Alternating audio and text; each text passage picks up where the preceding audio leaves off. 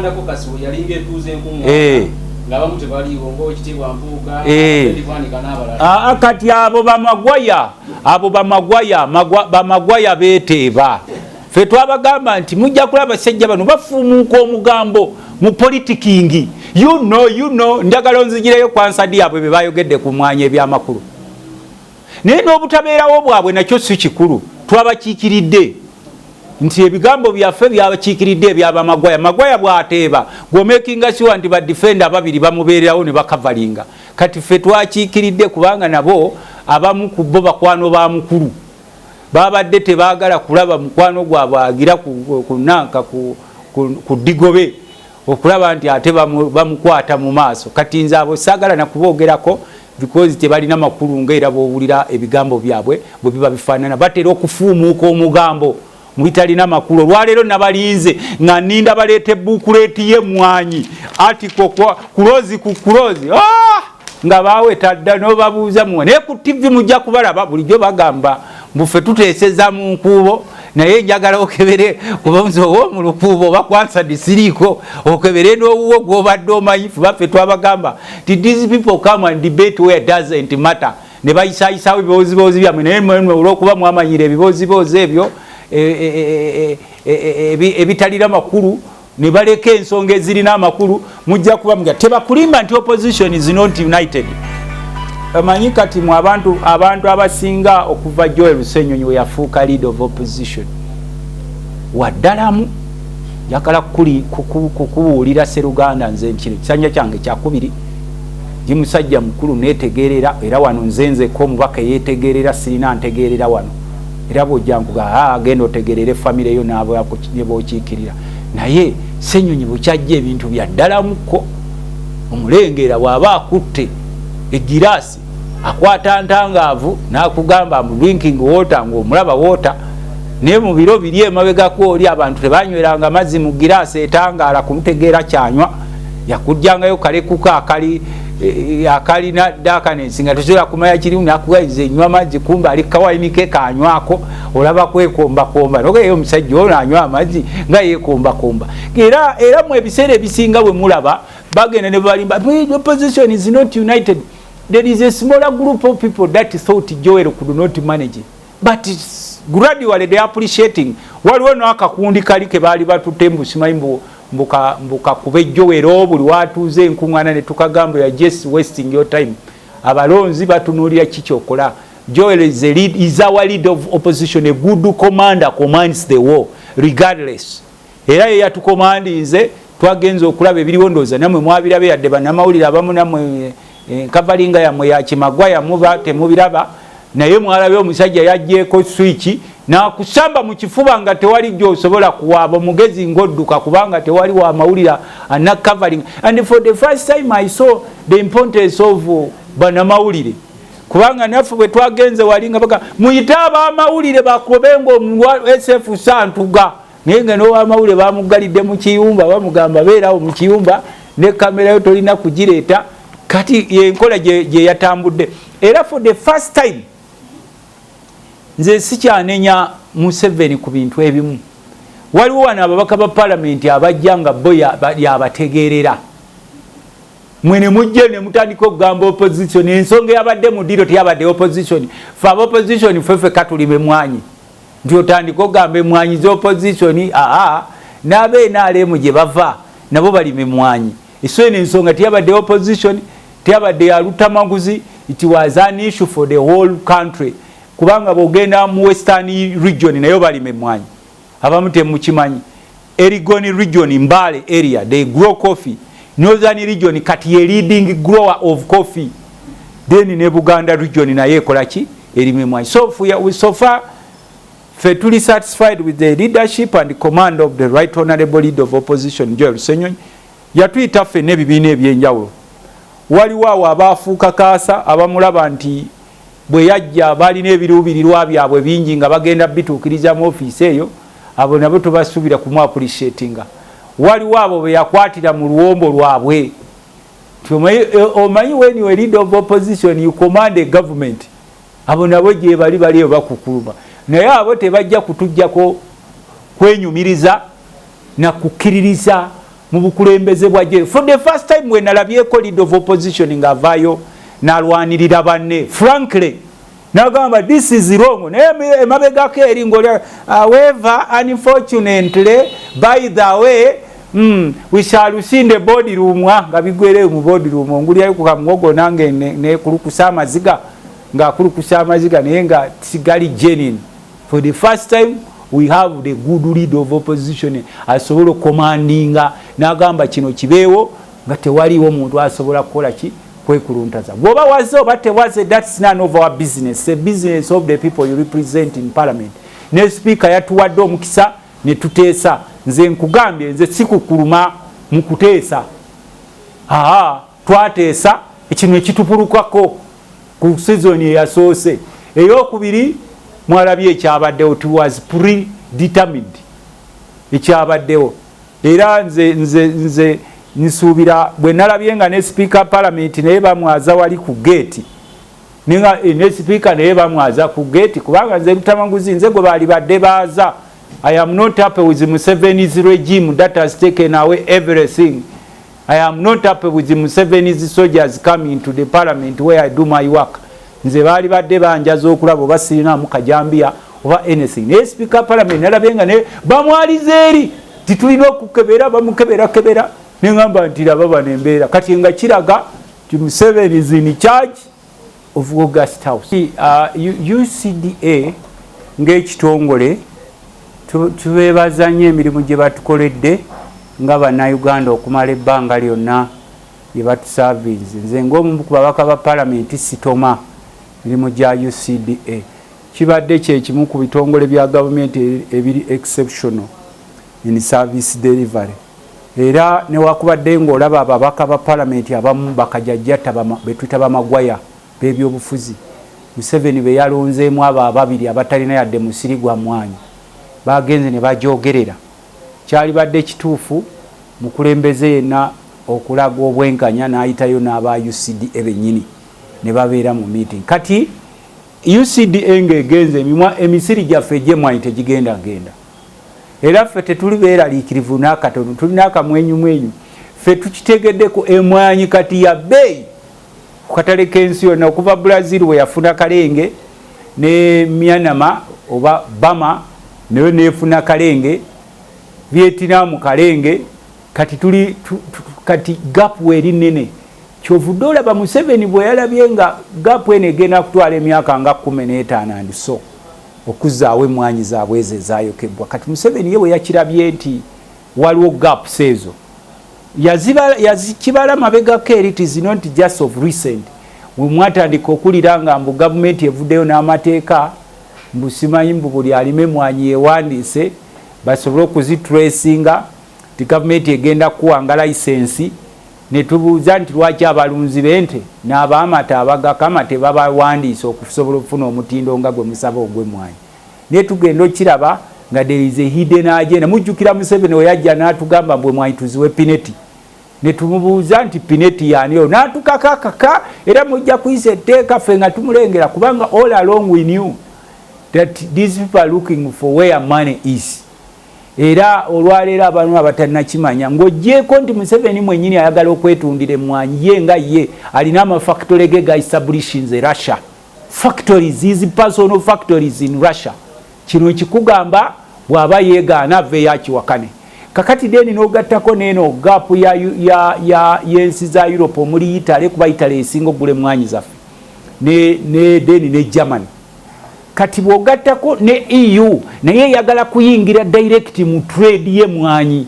Abamu tebakimanyi nti gana amateekateeka EU ge baali baleeta asimayiga bibira ne EU yennyini naye eyagala direct kwenyigira mu kugula mmwanyi zino ze muwulira ezirwano kubanga bw'otunuulira omutindo gw'emmwanyi zaffe mu nsi yonna bakayita aroma.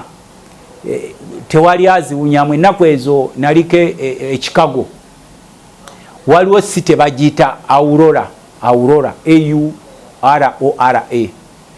n'ensangayo Abanyarwanda nga be batunda emmwanyi zaffe nga ku migundi gyabwe ku midaala gyabwe bateekako emmwanyi za Uganda. Tubabuuza ti kijja kiri bagamba nti abeeyo babongoota mu site ya Aurora era abazitunda eyo Banyarwanda naye nga olaba akazirwana tekalina mmwanyi ne lwakuba ono nga yakita.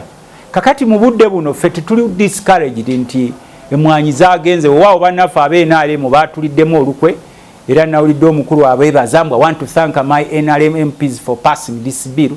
The bill is just a piece of paper, just words on a piece of paper, and then a leader is a passing wind. Tomorrow Museveni is not going to be there.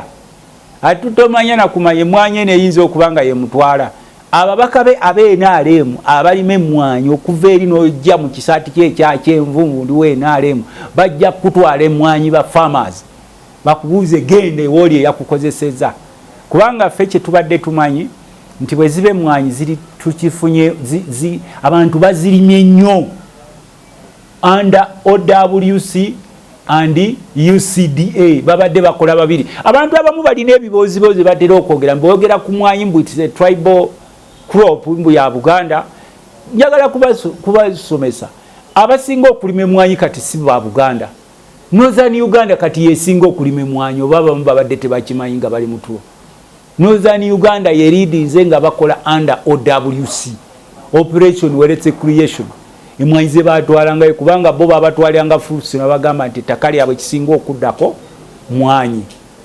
Kakati Museveni bw'alabye ng'emmwanyi eno erimu ssente ng'abantu bagirimye ebazze abantu be yaguliranga akatole ka sabbuuni okumuwa akalulu nga bagenda kufuna different direction. Kubanga when you are rich is different from when you are poor. Mundowoozayo amwavu omukola kyonna kyoyagala n'omwambaza kitisaati kya kyenvu n'omugamba weebakaawo n'akuyimba oga naye oli ng'alina emmwanyi ze ng'atunda kiro n'afunamu ewiiki n'akwata ku miliyoni ze emiliyoni 20 20 millions oba onoomutwalawa bino bebatwalamu bino mbusimanyi tuba tutte kubajegewaza. So kati Museveni is jealous of the wealth abantu bo gye beekoledde kubanga bo bagamba werese creation yaabwe naye tetugiraba. And creation is of the people by the people from the people of coffee. Kubanga naye bwe yali ajja wano ekimu ku byamuyambako okufuna ssente zaali mmwanyi namunkekere wali eyewaffe Nakaseke mwalimu emmwanyi mpitirivu ne bazitundanga. Kati alabye abantu batandise okudduka ku biprojekiti bye bitalina mulamwa mbu simanyi myoga simanyi bonna bagagawale simanyi youth livelihood simanyi women what.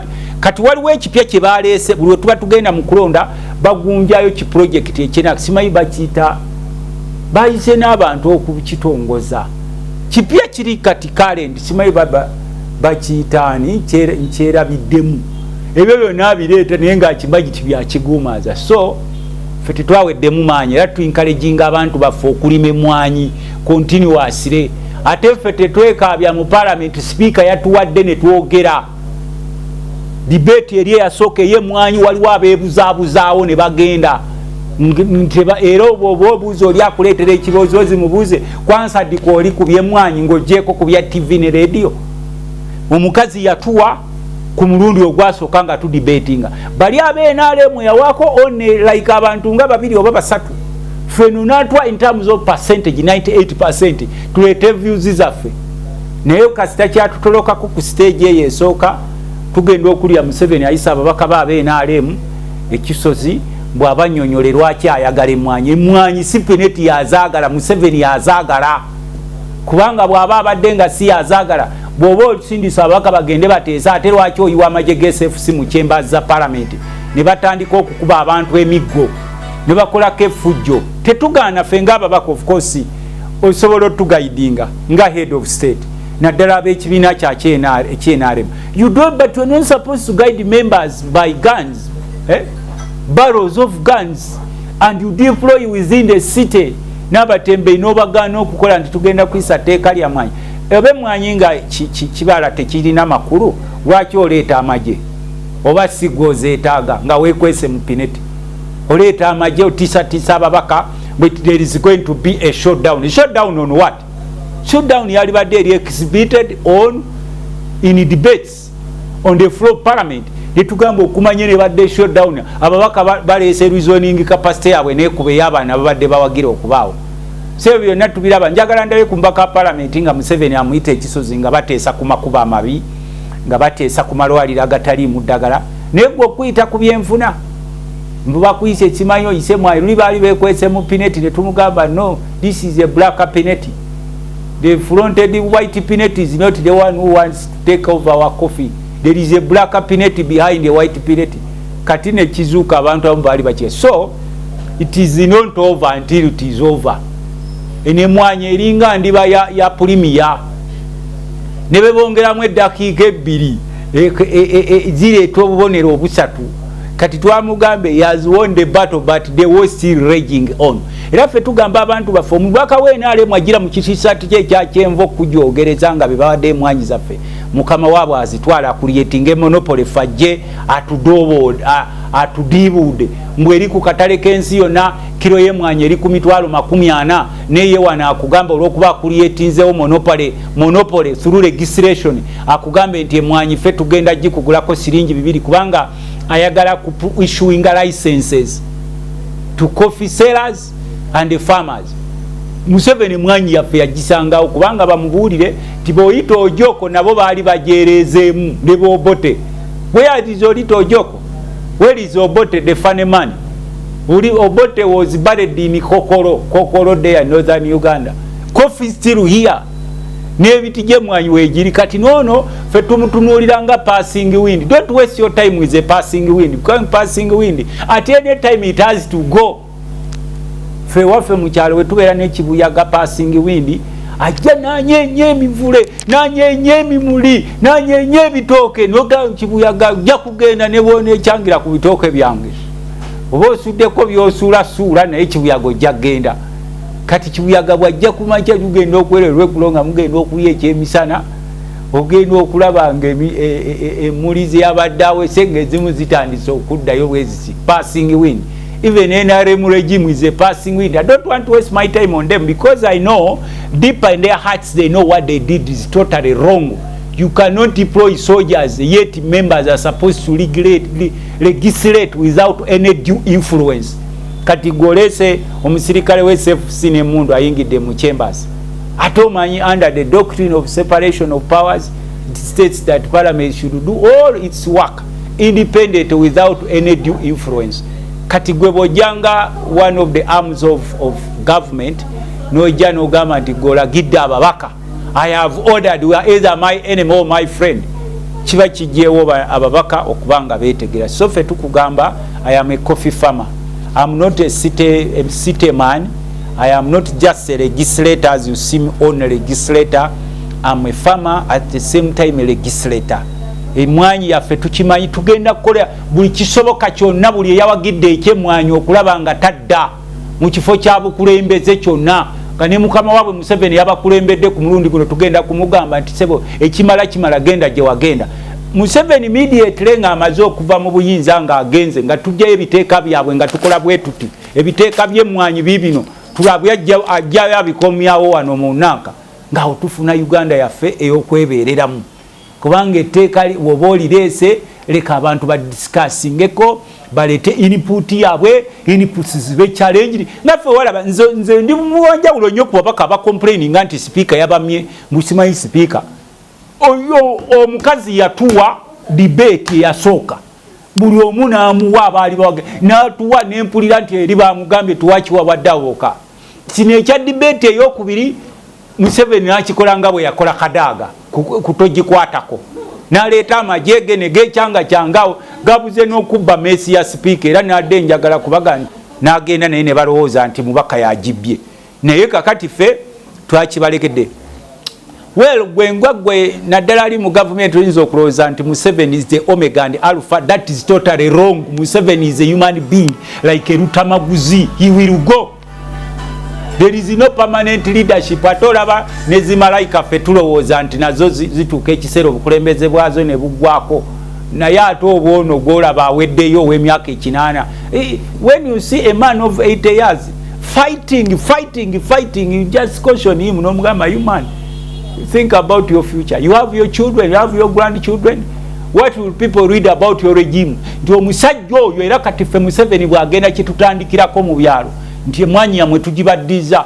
You have a free will okukitunda n'okugikolera akatale naye onaze okuba nti nalaba emmwanyi yaffe erimu ssente atandise okugyeteekako mbwayagala efuuke ye ng'omubuuze oba oleesa amateeka tetuganye gawa ababaka tugende wali ku show tugaye nti akumanya ababaka b'NRM batukubye bawadde zoningi zaabwe nga tezimakingana zaffe naye kati gwe nga munamalo osobola okuba eri n'omatiza omuntu mbw ababaka bateesezza ku kyemmwanyi ekyasooka twateesa ne tumuwangula nga talina nabalina capacity emakingana yaffe kukireeta ebyemmwanyi n'aleeta ebiboozibozi bibye mwalabye ebya State House oyita otya ababaka ab'ekiboggwe mbu baboogera ku mwanya ababaka bewalabye ababiri ab'ekiboggwe wali obalinako history okusobola okgenda kwansadi ababaka ab'ekiboggwe bayise mu State House n'ogenda kwansadi nti balina baali kye baali boogeddeko ekyamagezi ekiri awo abo ngaebalabye boogera mbu UCDA yatubba ate ogambe etaazi n'ogundi nditire badde terina kyegira bali abasirikale nga bagamba ndi bwogenda mu byalo eyo abanasale bedisi bangi UCDA bebanja ate onaagamba mbu tagirabangako ebadde terina kyekola nasale bedi ebadde egaba nkoko mbubo mufo kyemwa ibadde balaba nkoko ate n'ekirala omusajja ono okumanya abaguumaaza nnyo lwaki teyayise representative from UCDA naye neyeeyogerako n'agamba lukiya musajja wa kabaka gwe byoyogerako bimanyi oli mulimi wa mmwanyi oba oli mulimi wa mmwanyi this is a statistics nene abasajja batu babadde eri president abakuba nabana ababaka ba parliament ab'ekiboggwa abatoogerangako ku nsonga z'amagezi nabo beefudde mbu batutegerera ab'emmwanyi era n'ebitundu bye bavaamu byensaasira kuba abo bafaanana n'abalonzi baabwe naye nabana abasirikale ababaddewo babadde bawa amagezi nti emmwanyi babanja nasale beds babanja sente za ntuntunu oba UCDA badde tezigaba kubanga okubanjibwa kwa mu buntu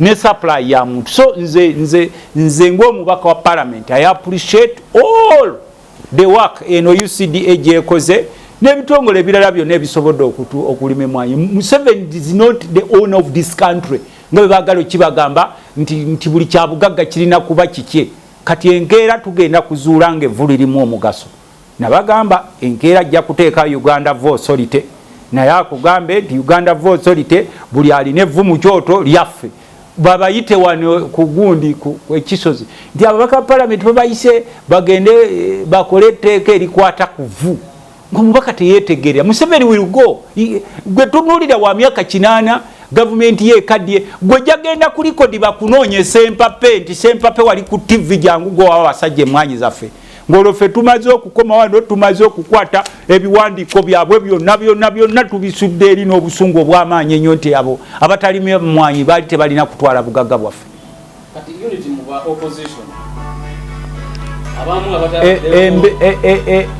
opposition unity okuvira ddala mu Buganda Caucus yalinga etuuze enkunga ngabamu tebaliiwo ng'ekitiibwa Mpuuga Abed Bwanika n'abalala kati abo bamagwaya beeteeba ffe twabagamba nti mujja kulaba abasajja bano bafuumuuka omugambo mu politikingi you know njagala onzigireyo kwansadi yaabwe be bayogedde ku mwanya ebyamakulu naye n'obutabeerawo bwabwe nakyo si kikulu twabakiikiridde nti ebigambo byaffe byabakiikiridde ebyabamagwaya bwateeba gwomekinga siwa nti badifenda ababiri bamubeererawo ne bakavalinga kati ffe twakiikiridde kubanga nabo abamu ku bo bakwano ba mukulu babadde tebaagala kulaba mukwano gwabwe agira ku nanka ku digobe okulaba nti ate bamukwata mu maaso kati nze abo saagala nakuboogerako because tebalina makulu ngaera boowulira ebigambo byabwe bwe biba bifaanana batera okufuumuuka omugambo muitalina makulu olwaleero nabalinze nga nninda baleeta ebbukuleeti y'emmwanyi atiko kulozi ku kulozi nga baaweta dda n'obabuuza muwe naye ku TV mujja kubalaba bulijjo bagamba mbufe tuteeseza mu nkuubo naye njagala okebere kubanze owo mu lukuubo oba kwansadi siriiko okebere n'owuwo gw'obadde omanyifu baffe twabagamba ti these people come and debate where doesn't matter ne bayisaayisaawo ebiboozibozi byamwe naye mmwe olw'okuba mwamanyira ebiboozibozi ebyo ebitalina makulu ne baleka ensonga ezirina amakulu mujja kuba muga tebakulimba nti opposition is not united. Amanyi kati mu abantu abasinga okuva Joel Lusenyonyi we yafuuka leader of opposition waddalamu yakala kukubuulira Seruganda nze nkino kisanja kyange kyakubiri ndi musajja mukulu netegerera era wano nzenze ko mubaka yetegerera sirina ntegerera wano era bojjankuga agenda otegerere family yo nabo yakochikirira naye senyonyi bukyajja ebintu bya ddala muko omulengera bwaba akutte egirasi akwata ntangaavu nakugamba mu drinking water ng'omulaba water naye mu biro biri emabegako oli abantu tebanyweranga mazzi mu girasi etangaala kumutegeera kyanywa yakujjangayo kalekuka akali dakanensi nga tosobola kumanya kirimu nakugayiza enywa mazzi kumba ali kawayinike kanywako olaba kwekombakomba nogeyo omusajja ono anywa amazzi nga yekombakomba era mu ebiseera ebisinga bwe mulaba bagenda ne balimba the opposition is not united. There is a smaller group of people that thought Joel could not manage it. But gradually they are appreciating. Waliwo n'akakundi kali ke baali batutembu simanyi mbuka kube Joel buli watuuze enkuŋŋaana ne tukagamba ya just wasting your time. Abalonzi batunuulira kikyokola. Joel is our leader of opposition, a good commander, commands the war regardless.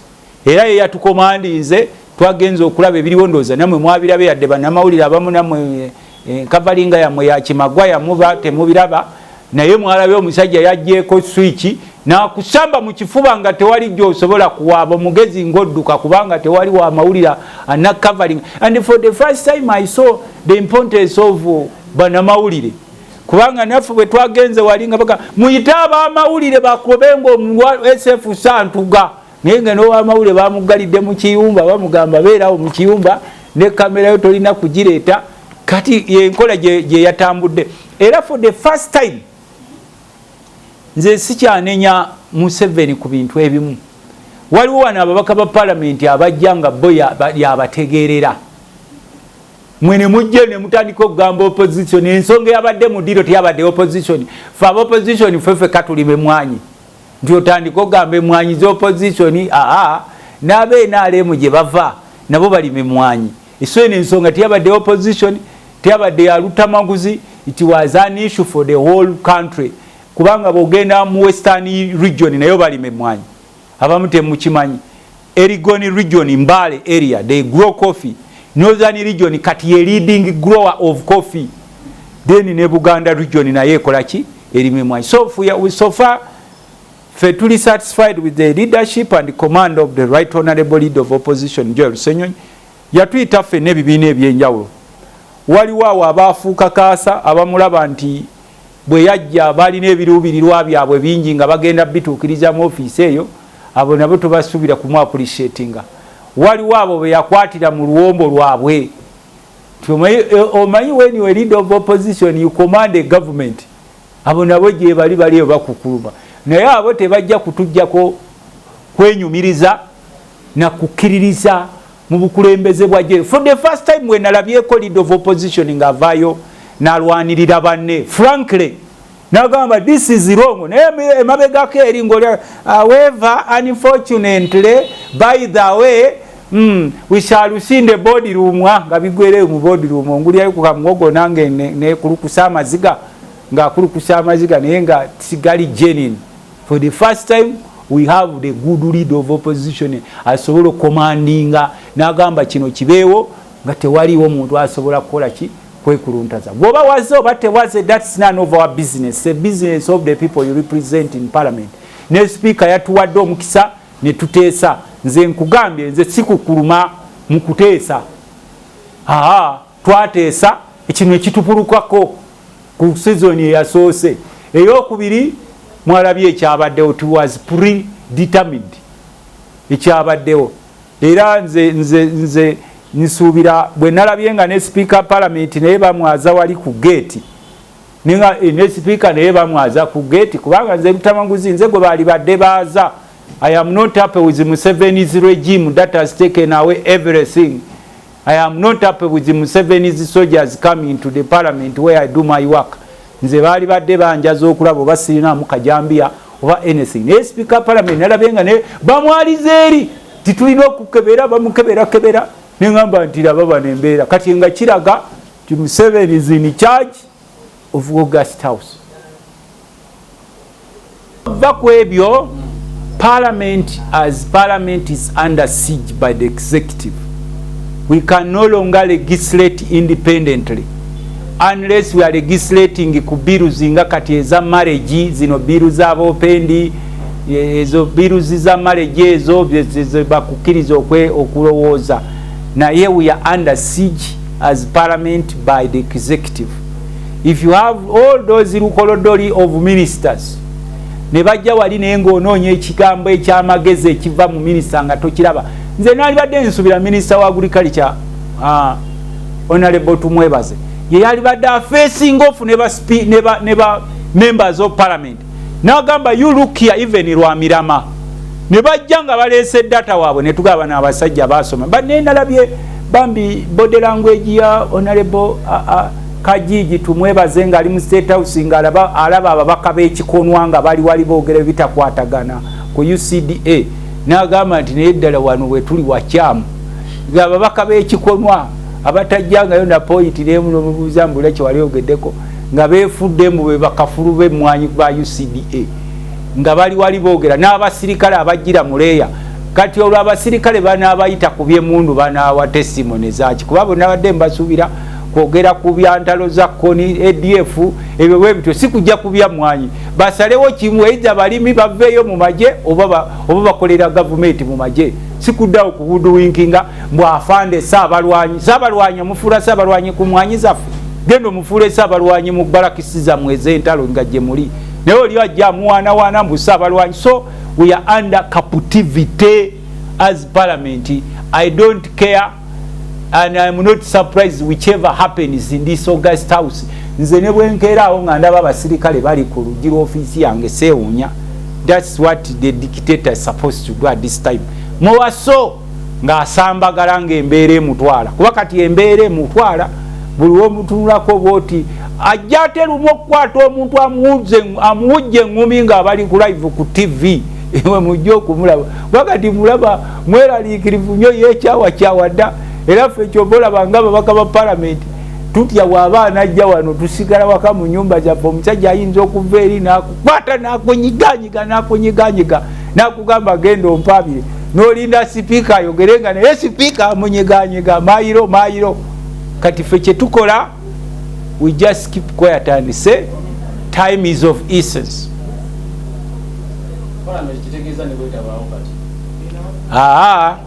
Kati golinga agamba nti olw'okuba tewasanze eddagala mu ddwaliro n'olwekyo amalwaliro bagaggalewo nedda ssebo ebitonotono bino byonna byolaba biriwo lwakuba weetuli olidde ssebo dikiteeta ayagala abatamye bannansi palamenti n'ababaka abatamye palamenti akole ebibye addeyo eri mugwe era ababaka abamu bakomawo beyasinkana mu lukiiko ne bagamba waayo omusajja ali determined okugyawo palamenti yagambye mbu I can do without parliament ne bagamba waayo omusajja atakeera enkya n'agamba nzigaddewo buli omu nadda ewaka ne batandika okumukwatiriza nga awajjajja obuugi obwokya kuba ayinza okwekyanga n'abukuyiira ne bagamba mbu omukadde tasobya mbu semanyi ye ne b'omulinya mulago takyalina kiyeguya kakati nabano bazze. Our colleagues were saying that anytime president ayinza okugyawo parliament kabakole gye bamukoledde mubeeraliikirira okugyawo parliament naye nga parliament yamakulu nnyo okumanya amakulu nnyo sebo tonsanze mu nnimiro onsanze mu parliament nozijjako ebirowoozo byange kati ne wali mu parliament ewakubadde waliwo amateega agatupulukako ofcourse nga abayizi si buli bwogenda mu nsiko nti ebisolo byonna kitimba kibikwata waliwo ekisolo ekijja n'obumalirivu nekikuyitako nga naawe otya okukyanganga n'ogyayo omukono ku kitimba nekigenda kyerefaati naye bw'olabayo kanteropu nga kazzoga kano omufanako kankanyweze kati just like wekiri tulina amateeka ge tukola amalungi tekitegeeza nti olw'okuba gano gayiseewo nti n'olwekyo tuli bajega palamenti yeetagisa nnyo muwaso kati bye byange ssebo.